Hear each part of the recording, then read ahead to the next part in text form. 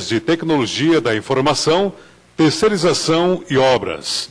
E acontece hoje e amanhã aqui na Câmara dos Deputados. Registramos a presença da doutora Denise Vince Túlio, subprocuradora-geral, coordenadora da 5ª Câmara de Coordenação e Revisão do Ministério Público Federal, presente aqui conosco. Já iniciando os nossos trabalhos, convidamos para fazer uso da palavra o excelentíssimo senhor deputado Paulo Pimenta, ele que fará a apresentação, o portal e-Democracia da Câmara dos Deputados. Em seguida, teremos o senhor Lúcio Henrique Xavier Lopes, chefe da Assessoria Técnica da Diretoria-Geral da Câmara dos Deputados, para apresentar o resultado consolidado da pesquisa sobre boas práticas em contratações públicas.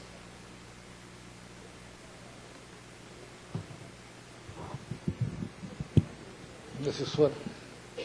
Em primeiro lugar, eu quero dar o meu boa tarde a todos os presentes, aos organizadores do nosso evento, dizer que é uma satisfação poder estar aqui participando com vocês.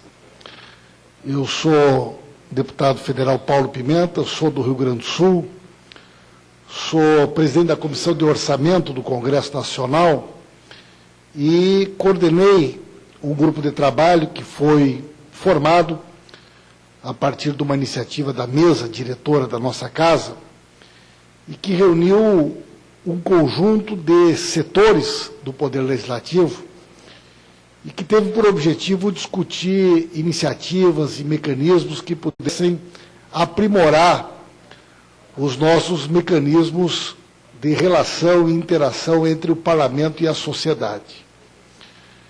Eu quero dizer para vocês que eu estou convencido que o Parlamento brasileiro hoje tem cumprido um papel relevante, um papel importante nesse debate da transparência, dos dados abertos, e me arrisco a dizer que dificilmente nós vamos encontrar alguma experiência de parlamento em qualquer um dos continentes que possa colocar, digamos assim, a nossa experiência numa situação de muita desvantagem. Muito pelo contrário. Eu tive a oportunidade de participar aqui em Brasília do encontro aberto pela presidente Dilma, pela secretária Hillary Clinton sobre governos abertos. Recentemente tive a oportunidade de estar na Estônia, juntamente com o Cristiano Ferri, que é o coordenador do projeto de democracia aqui da casa. E tivemos a oportunidade de debatermos e conhecer experiências de vários parlamentos.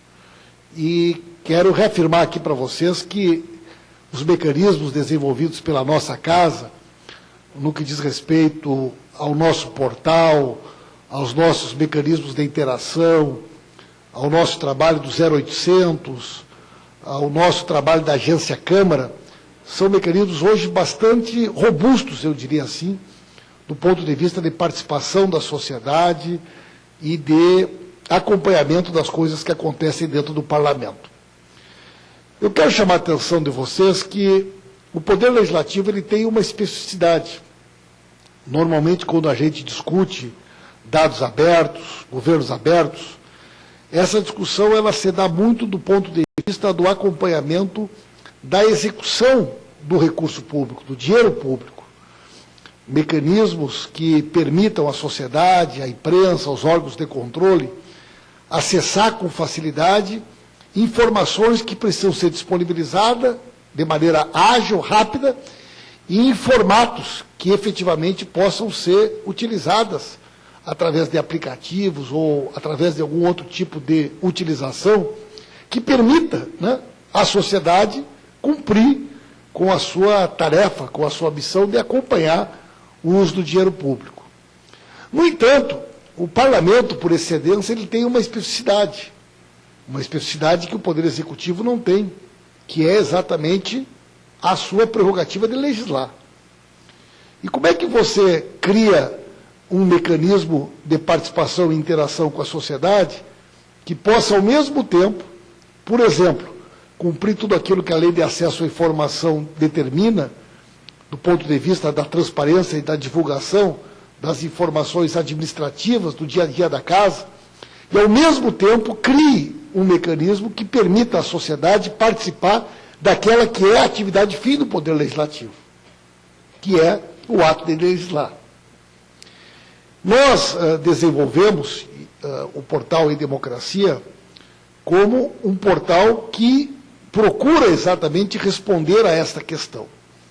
Um espaço de interação que permite à sociedade um permanente processo de acompanhamento daquilo que acontece dentro da casa, mas, ao mesmo tempo, cria mecanismos que permitam aos diferentes segmentos da sociedade ter também um papel de protagonismo e de participação efetiva, de influência real no debate que ocorre dentro do Parlamento sobre a tramitação dos projetos. Então, a Alessandra poderia mostrar um pouco da nossa experiência, né? A ideia do E-Democracia, a forma como a questão da participação social em políticas públicas, os aspectos relativos à formulação da política, a implementação, a avaliação daquilo que nós estamos fazendo. O E-Democracia, ele foi também, ao longo do tempo, sendo aprimorado, e hoje eu posso garantir a vocês que, com a utilização das novas tecnologias, das ferramentas que a tecnologia nos oferece e o E-Democracia, nós conseguimos resolver algumas questões que até certo ponto pareciam intransponíveis há um tempo atrás. Como é que um cidadão lá no interior do norte do país, ele poderia, de alguma forma, acompanhar ou influenciar a tramitação de um projeto?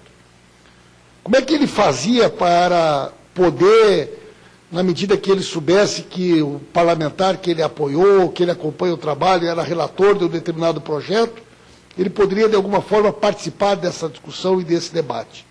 Então, o E-Democracia ele teve esse objetivo inicial. Mesmo com a distância física que Brasília tem, né, da grande maioria das cidades e estados do país, você criar um mecanismo que permita à sociedade acompanhar em tempo real e fazer esse debate de maneira permanente junto conosco.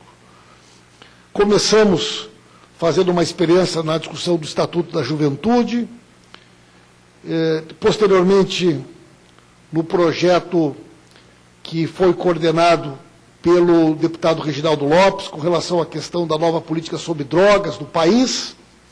E hoje, no debate sobre o Marco Civil, também temos uma experiência bastante relevante, bastante importante de participação real da sociedade.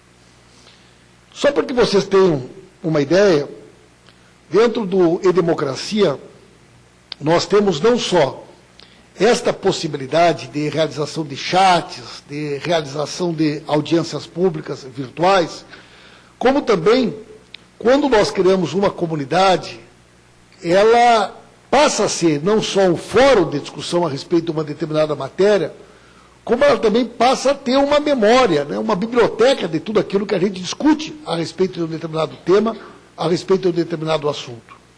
O que permitirá a que os parlamentares, a que os relatores e a sociedade possam encontrar ali um conjunto de subsídios e informações sobre temas relevantes, sugestões e ideias importantes sobre como um determinado projeto tramita e como que o relator constrói a sua opinião a respeito de uma determinada matéria. Alguns parlamentares têm características distintas de outros, da forma como fazem essa relação com a sociedade. E, num primeiro momento, inclusive, alguns segmentos e pessoas levantavam uma certa dúvida. Até que ponto eu estou realmente conversando com o parlamentar? Até que ponto essa ideia, essa sugestão que eu estou apresentando, ela chega, de fato, até o relator ou autor de uma matéria? E uma das ideias que surgiu foi a ideia do videofórum, né? O videofórum, na realidade, foi um mecanismo que foi proposto e implementado através do E-Democracia, que permite ao cidadão que ele encaminhe uma pergunta ou uma sugestão ao relator e que o parlamentar possa gravar um vídeo às vezes do seu próprio telefone, do seu smartphone, e responder para essa pessoa, dando credibilidade, legitimidade para essa participação e realmente demonstrando para a sociedade que essa interação virtual, ela realmente pode ocorrer de maneira qualificada e que esta contribuição ela pode efetivamente representar um ganho do ponto de vista de qualidade da participação da sociedade na definição do debate legislativo que nós estamos realizando.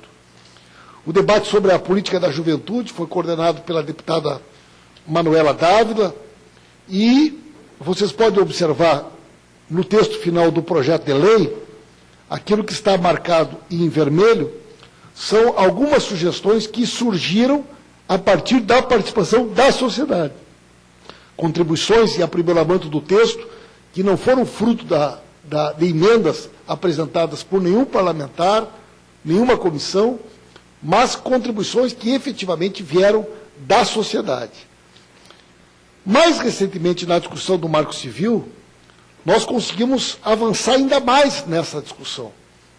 Não só aprimorando esses mecanismos de participação e de diálogo permanente da Casa com a sociedade, como vocês podem observar no relatório final do deputado Alessandro Molon, não só está claro aquelas questões que foram aprimoradas, incorporadas no texto como participação da sociedade, como no próprio relatório da comissão, quando a gente apresenta este relatório e temos o texto original, temos o texto substitutivo, vocês vão ver na coluna ao lado de quem veio a sugestão. Então, o cidadão ele passa também a fazer parte efetivamente do processo legislativo e vocês vão observar, por exemplo, ali no artigo 2º, de quem é a sugestão original, foi um cidadão, foi uma pessoa da sociedade civil, participando do fórum proposto pela democracia, ela acompanha o debate da tramitação legislativa e uma sugestão apresentada pelo cidadão, ela é incorporada ao projeto, ao texto final. Né? Nós temos aí cerca de 20 mil pessoas cadastradas, 22.300 visitas mês, e achamos que a criação de uma comunidade, né,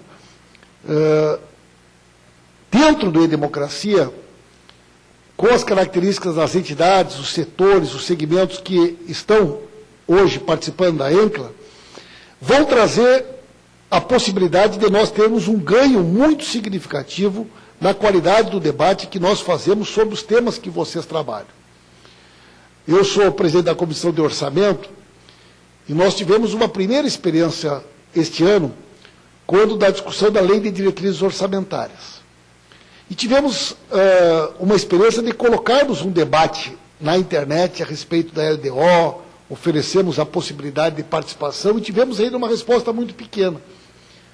Mas para nós não foi nenhuma surpresa. Né? Em primeiro lugar, porque a LDO é um tema um pouco mais técnico, que de uma forma geral, muitas vezes, o cidadão que não tem uma familiaridade com o tema, tem até uma certa dificuldade de entender exatamente qual é a importância e o papel da LDO.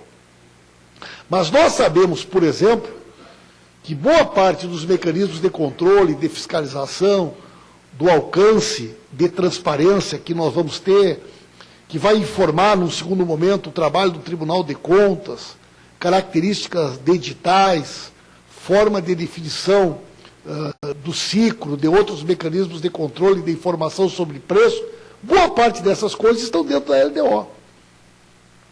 Então, na medida que os senhores e as senhoras, por exemplo, puderem ter um trabalho efetivo de discussão conosco, através desta comunidade, dentro do E-Democracia, ou de outros mecanismos da Casa, eu tenho absoluta convicção de que nós poderemos aprimorar e muito, do ponto de vista do processo legislativo, os mecanismos que hoje a nossa legislação oferece. Até porque vejo os senhores e as senhoras, mais uma vez, a LDO é uma legislação transitória, que acaba sendo, a cada ano, diferente da outra. E esse ano, por exemplo, nós tivemos avanços importantes. até uma emenda de minha autoria, por exemplo, que conseguiu incluir o Sistema S dentro do arcabouço jurídico de instituições que devem responder àquilo que determina a lei de acesso à informação. Mas tinham outros mecanismos propostos por nós e que nós não conseguimos encontrar o suporte político necessário para que eles fossem mantidos no texto final e acabaram, inclusive, sendo vetados, né? Tinha algumas emendas de minha autoria que eu esperava que pudessem ser incorporadas ao texto definitivo e que acabaram não sendo incorporadas, talvez até por falta de um suporte, de um debate social mais amplo a respeito da importância e da relevância dessas matérias, especialmente com relação à contratação de serviços terceirizados, entidades que conveniam com o poder público, e uma série de mecanismos que nós propusemos ao texto da LDO, que, do meu ponto de vista, ampliariam bastante a nossa capacidade de fiscalização e de controle. E eu me ressinto, por exemplo, especialmente com relação a serviços terceirizados, né? Eu, particularmente, tenho uma opinião bastante crítica sobre esta relação que o poder público estabelece também com esses chamados organismos internacionais, né?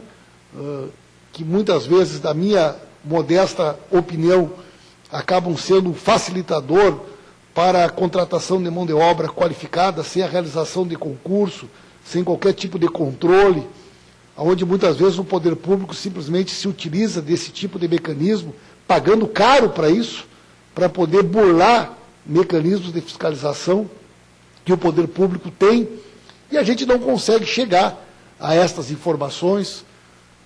Insisti bastante também na LDO que a gente pudesse incorporar algumas questões relativas à contratação de serviços terceirizados, à transparência de entidades que conveniam com o poder público, pedindo que fosse também disponibilizado todo um conjunto de informações que a lei de acesso estabelece para os órgãos da administração direta e que muitas vezes uma empresa, uma instituição que convenia com o poder público ou recebe dinheiro público, acaba de alguma forma encontrando um mecanismo para fugir desse tipo de controle e desse tipo de acompanhamento.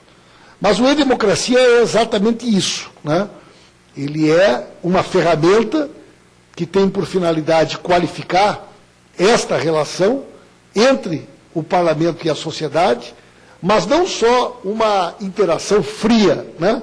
Mas um protagonismo efetivo da sociedade, na medida, inclusive, que todas aquelas contribuições, toda aquela participação, ela acaba se tornando uma biblioteca virtual a respeito de cada um dos temas que nós estamos discutindo. Eu estou bastante entusiasmado com a criação desta comunidade. Acho que a participação e a presença de vocês num debate de uma comunidade dentro de uma estrutura da própria casa é uma coisa muito significativa.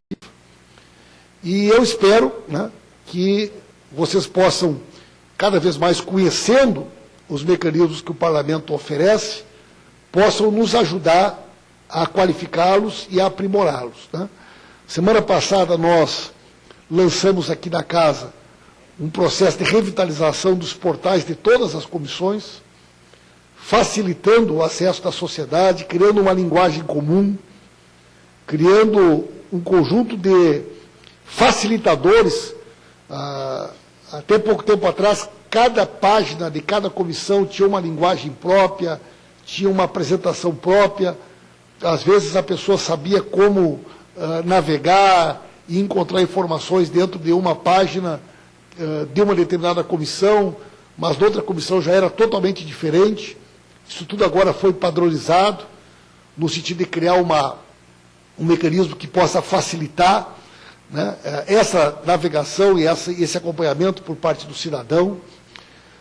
Na página da Comissão de Orçamento, existem também um conjunto de informação muito relevantes, na minha opinião, ainda pouco divulgadas, que permitem ao cidadão saber informações acerca da execução orçamentária, que muitas vezes as pessoas acham que elas estão só no CIAF, e hoje já existem mecanismos muito simples, que permitam a qualquer pessoa, através da página da Comissão de Orçamento, saber aquilo que tem empenhado para a sua cidade, aquilo que tem de execução orçamentária, já paga em cada cidade, em cada município, em cada estado, por área específica, e todo esse processo é um processo permanente de qualificação e melhoria, que, como eu já disse, quero reafirmar, a participação de profissionais da área, de instituições que têm know-how, que conhecem o tema muitas vezes de maneira muito melhor do que nós, só terá a qualificar o resultado final daquilo que hoje a gente desenvolve na Casa enquanto Poder Legislativo. Então, agradeço aí esta oportunidade e me coloco à disposição, na medida que haja interesse por parte dos senhores e das senhoras, de algum questionamento que, porventura, eu possa ser útil. Até porque, se me perguntarem alguma coisa que eu não saiba, eu peço para o Cristiano, que está lá no fundo, que é o coordenador do E-Democracia, ou a Alessandra, que estava aqui me ajudando, para que eles possam responder, porque certamente eles conhecem o assunto muito melhor do que eu.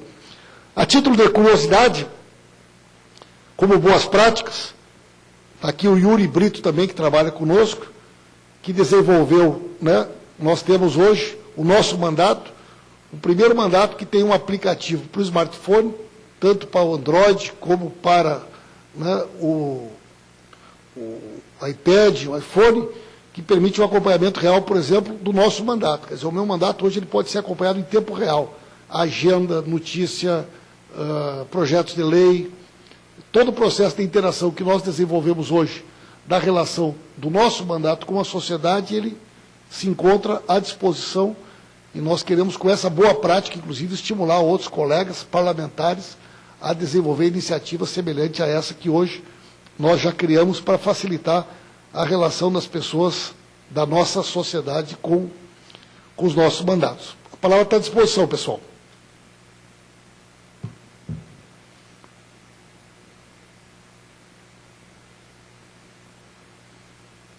Quer dizer alguma coisa aí, Cristiano?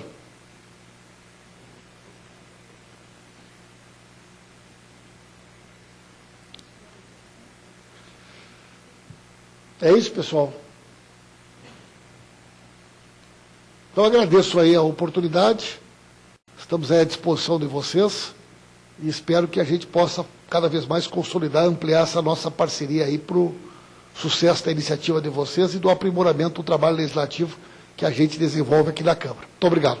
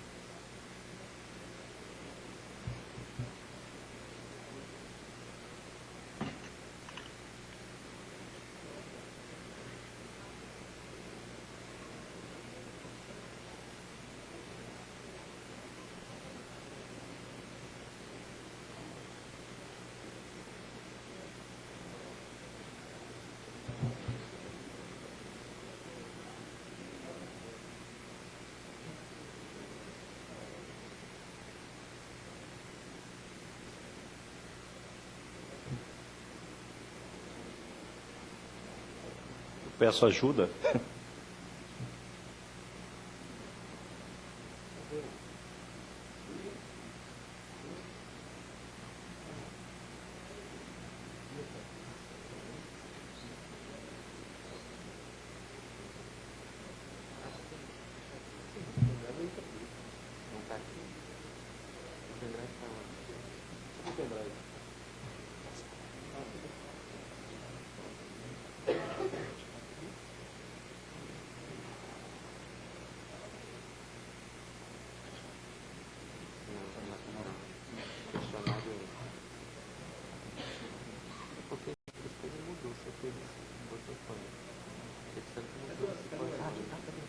Não, mas cadê o arquivo?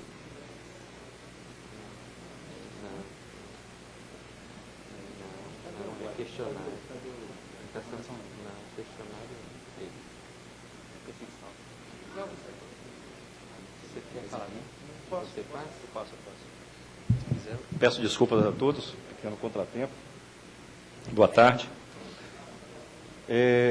Hoje de manhã, vimos o nosso primeiro secretário da Câmara dos Deputados saudando a importância da Câmara dos Deputados, enquanto Casa do Povo, se abrir à Estratégia Nacional de Combate à Corrupção e à Lavagem de Dinheiro. Na sequência, também vimos o secretário de Justiça saudando a importância de vermos aqui representantes do Poder Executivo, do Legislativo e do Judiciário, pensando exatamente essa estratégia aqui dentro da Casa do Povo. Finalmente, vimos uma bela apresentação, ministra Helena Calmon, saudando o marco constitucional da Constituição de 1988 e apontando, tanto o secretário quanto ela, esse seminário como uma luz no fim do túnel, e dizendo que esses seriam momentos históricos do Brasil, que este seminário representaria efetivamente um marco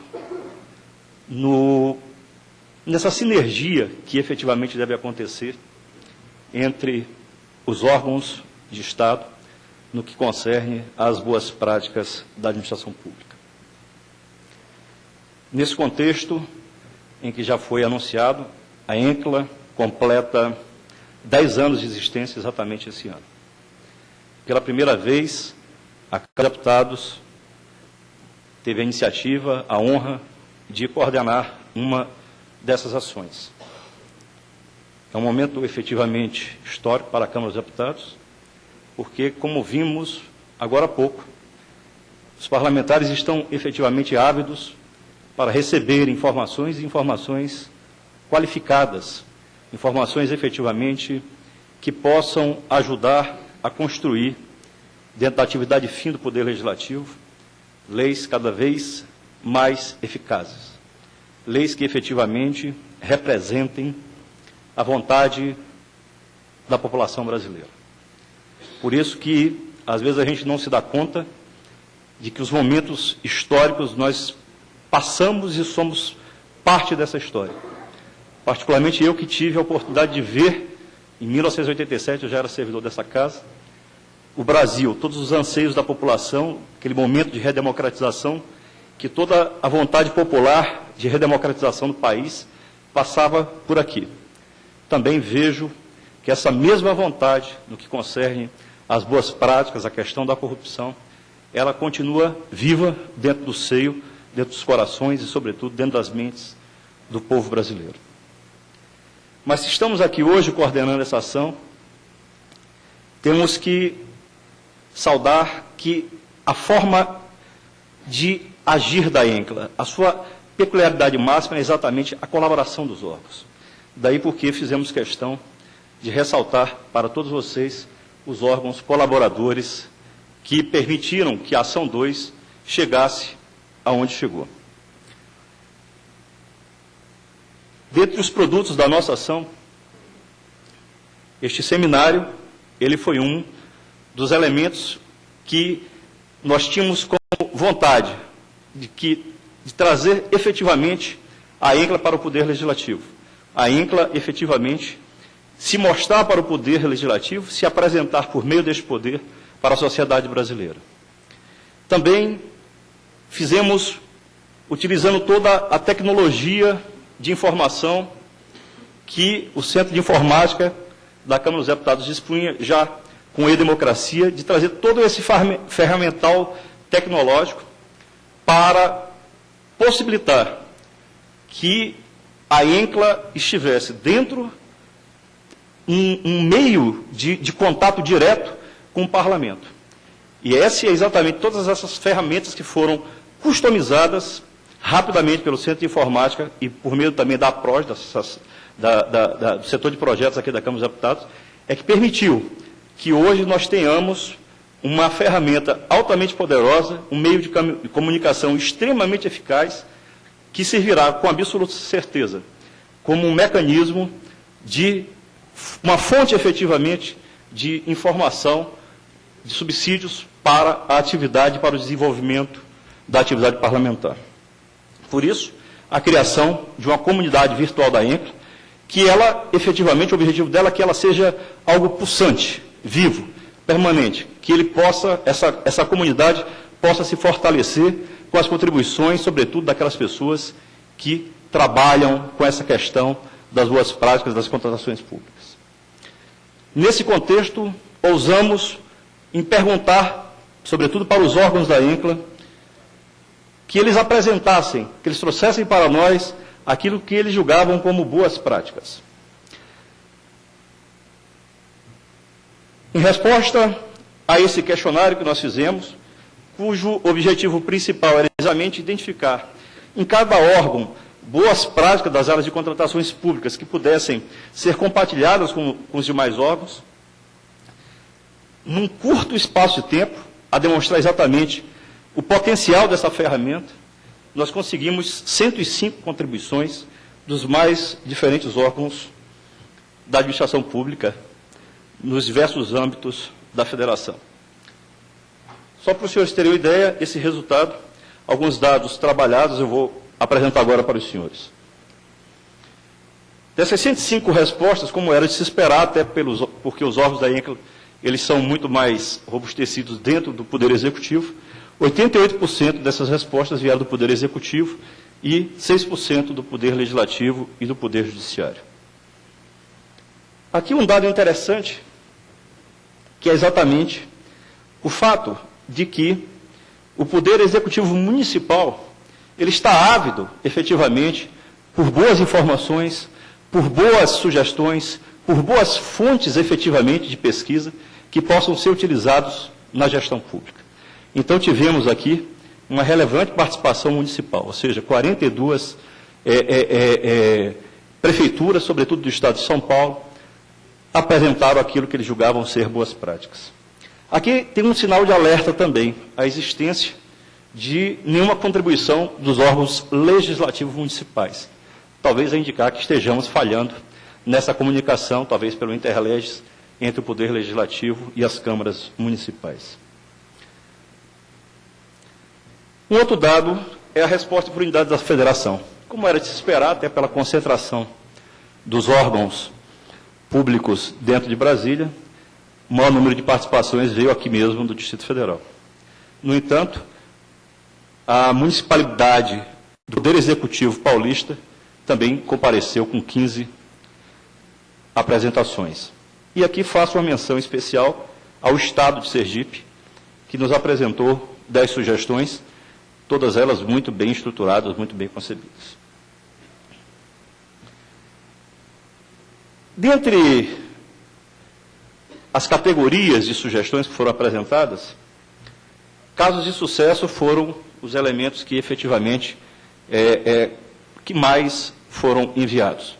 Inclusive, alguns casos de sucesso, como a questão, por exemplo, do terminal de Guarulhos, foi indicado como uma das boas práticas que será apresentado pelo Exército Brasileiro no decorrer desse seminário.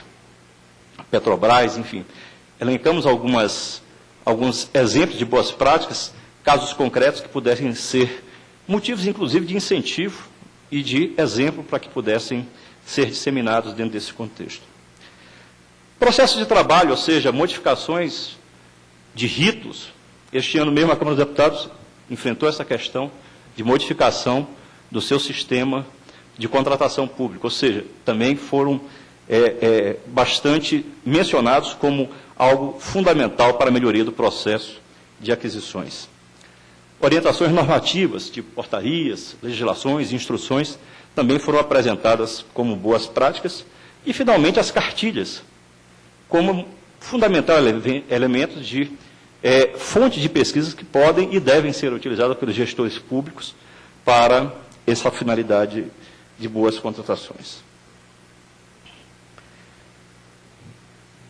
Os temas que nos foram respondidos também, de uma certa maneira, eles nos deram a tranquilidade de que nós acertamos ao eleger tecnologia da informação, obras públicas e terceirização como um dos principais elementos de discussões e dificuldades a serem abordados nesse primeiro seminário. Essa resposta por tema bem está indicando que as preocupações dessas áreas efetivamente mostraram o acerto, a nossa convicção de escolhermos esses temas para o debate. No entanto, materiais de consumo, ou seja, o dia a dia da administração pública também foi um elemento de resposta, sobretudo no que concerne à questão da regulação de preços, ou seja, termos bases seguras de preço para as aquisições. Bem, as experiências de sucesso que foram colocadas, eu obviamente não poderia detalhar cada uma delas, vou apenas mencionar algumas, mas que, de uma certa forma, elas também bem representam essas iniciativas que existem nos diversos âmbitos da Federação. Publicação de manuais e cartilhas sobre aquisições, contratações e fiscalização foi um dos exemplos citados. A própria cartilha da Câmara dos Deputados, o manual da Câmara dos Deputados, é um exemplo de cartilhas que hoje já se encontram à disposição. Fortalecimento, obviamente, de órgãos de assessoria. Criação de banco de preços para a administração pública. A necessidade urgente de termos efetivamente mecanismo seguro para sabermos se estamos efetivamente comprando bem ou mal. Criação e valorização de carreira de gestor, ou seja, o elemento humano na administração pública, a sua formação, a sua capacitação, é algo fundamental, é algo que jamais pode ser esquecido. Instituição de cadastro geral de fornecedores impedidos ou suspensos de participar de licitações e de contratar com a administração pública. Só quem lida no dia a dia é que sabe o quão nós estamos frágeis quanto a essa questão. O quão é falho esses sistemas. Às vezes a gente recebe uma comunicação de um juiz e a forma como essa informação é tratada, inclusive nos órgãos, ela é bastante temerária ainda. A gente precisa efetivamente buscar um mecanismo que dê maior segurança geral para esse tipo de informação. Criação de centrais ou bolsas de compra. Enfim, instituições de programas, sistemas ou escritórios de gestões de gerenciamento de projetos, de licitações e contratações. Mais uma vez aqui, a valorização desse conjunto de recursos, tanto materiais quanto humanos, é ressaltado. Instituições de catálogos de materiais e serviços da administração pública. Realização de contratações sustentáveis, a preocupação efetivamente de termos sempre a preocupação com a ecologia. Muitas vezes a gente não percebe a necessidade, ou a gente vê que ainda o quão falha é a nossa legislação no que concerne a permitir as chamadas licitações sustentáveis, gerenciamento de frotas pela utilização de recursos de GPS, enfim.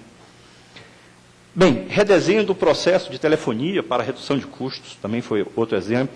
Estabelecimentos de programa de gestão de tecnologia da informação. Hoje a informática, efetivamente, ela está cada vez mais presente como uma ferramenta extremamente poderosa para melhorar a qualidade do serviço público. Bem,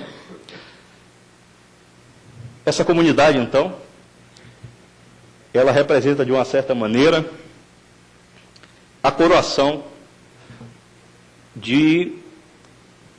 desta ação, porque ela se propõe efetivamente como um canal, efetivamente, que possa ligar a sociedade brasileira, sobretudo os órgãos que compõem a ENCLA, à administração pública, sobretudo à Câmara dos Deputados, e eu espero, e nós esperamos efetivamente, que essas informações, sobretudo as informações qualificadas, que são e podem ser prestadas pelos órgãos da ENCLA, possam servir de efetiva utilidade ao processo legislativo e à melhoria da qualidade das leis do nosso país.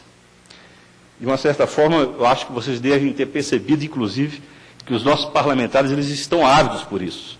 Eles precisam efetivamente serem abastecidos com informações, com sugestões de qualidade, por aqueles que fazem o dia a dia das contratações públicas.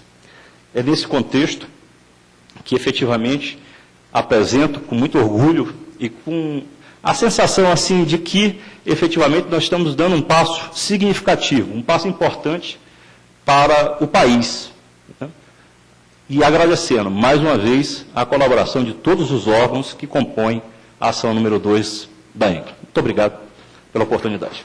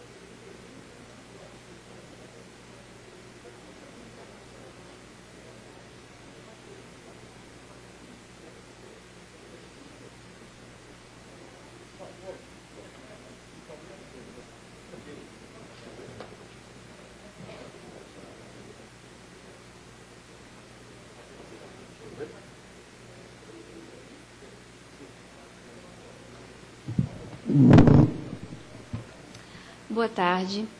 Tenho a honra de apresentar o palestrante Jorge Age Sobrinho, ministro de Estado, chefe da Controladoria Geral da União.